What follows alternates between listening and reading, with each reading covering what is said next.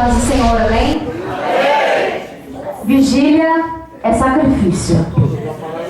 E quando nós oferecemos a Deus o nosso sacrifício, Ele faz para nós mais do que nós precisamos. Amém?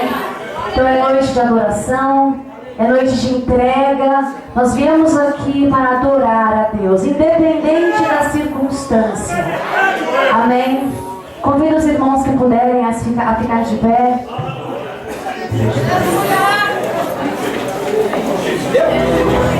Aleluia, Jesus. Eu vou ficar aqui para ver se eu ouço melhor. Aumenta um pouquinho,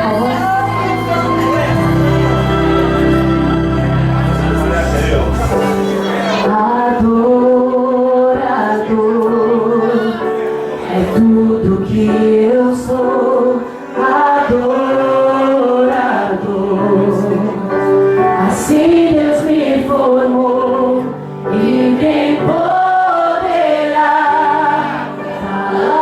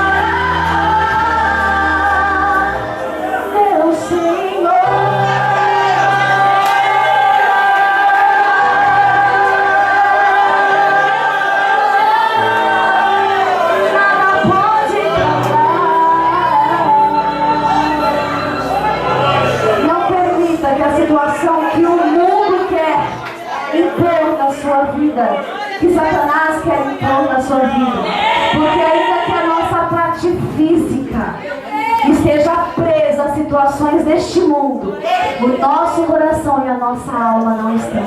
Eu agradeço a oportunidade em nome de Jesus.